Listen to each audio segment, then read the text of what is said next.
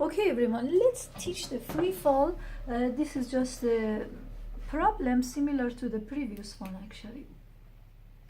Through this problem, through analyzing a free fall situation, we can understand this lesson.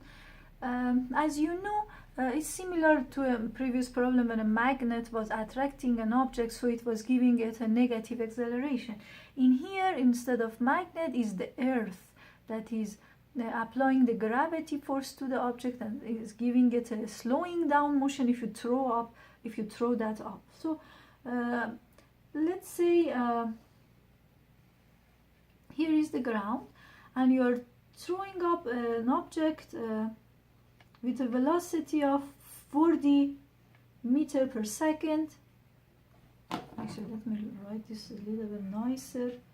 Yes, so the initial velocity you give to it is 40, I put it VI as we are used to, 40 meter per second.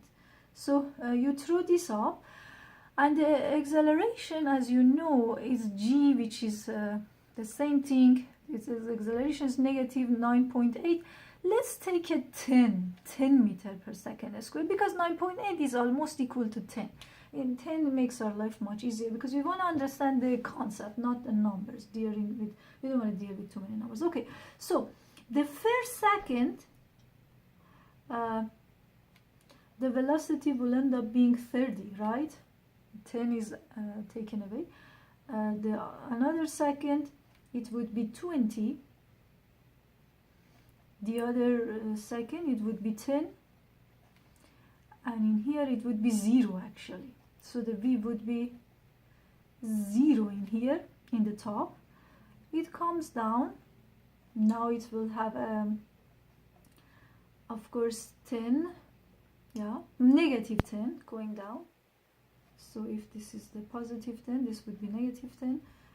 Then I would have in here negative 20.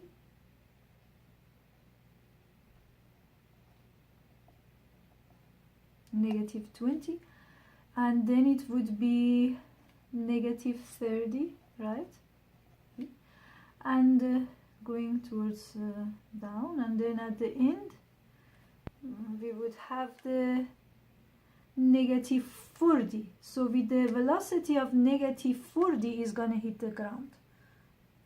Yeah, so with this exactly the same velocity as it left the ground. So there is a symmetry in this movement. Really, like for example, if this is 20, this would be negative 20. If this is 30, this would be negative 30. And if this is 40, negative 40. So this is the free fall we can see. It's happening in here. In here, what is the average velocity? The average velocity would be between 30 and 40, of course, 35, right? And in here, the average velocity would be 25.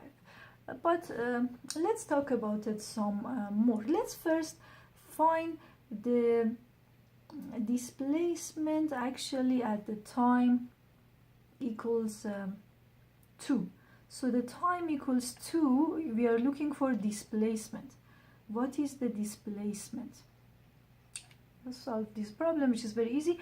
As you know, from here to here, 35, right, is the average velocity. 35 plus 25 would be 60, right? And then see if we get, let's actually test our formulas. VIT plus half AT squared. Of course, the displacement would be 40 times 2 plus half 10, negative 10. Of course, this is negative 10, and times 4. The answer would be 80 minus, this is 5 times 20, right? So the displacement would be 60 meters, and it is correct. Yeah, makes sense. So imagine we didn't even have this. I'm gonna ask you a question and let's try to solve this one actually. when is the object 60 meters above the ground. Let's solve this. So we don't have the displacement, we do have the displacement, sorry, we don't have the time, we are looking for time. So d equals VIT plus half a t squared. This time I'm trying to find the time. I have the 60, 40, I have the 40 times t plus half negative 10 t squared. I'm trying to find the t in here. Of course, this is a quadratic equation. Let's organize it. 60 equals 40t minus, this is 5t squared. I would have, let's bring the 5t in the other side, 5t squared minus 40t plus 60 equals 0. And these numbers are a little bit big. I divide both sides of the equation by 5. I will have t squared minus 8t plus 12 equals 40. Because I don't want to deal with bigger numbers, I want to deal with the smaller numbers. So I divided both sides of equation by 5. So now I have in here, I can solve this easily. I know that t equals minus b plus minus radical b squared minus 4ac divided by 2a. In this case, the a is 1. So the t equals actually 8, because the 8 is already minus in here. So negative of it would be positive. The b is 64b squared minus, if I substitute, I will have 48 in here. The answer divided by 2 actually, because a is 1. So the t would be 8 plus minus radical 16 divided by 2. I will get 2 answers for t. 8 plus 4 divided by 2, which is 6 seconds, and 8 minus 4 divided by 2 would be 2 seconds.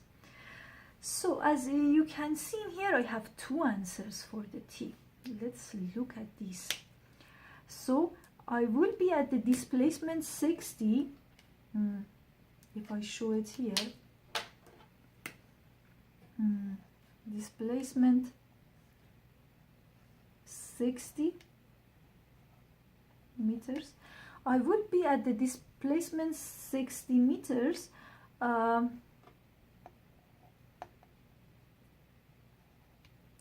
I would be at the displacement 60 meters after 2 seconds, and this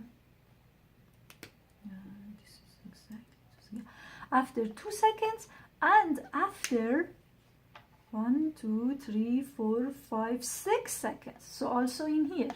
So in here and here, the both times after 2 seconds and after 6 seconds, I am in the same displacement. This is why quadratic equation has 2 answers. As you can see, we get 2 answers for time. This is what quadratic equation is for, and this is why it has 2 answers.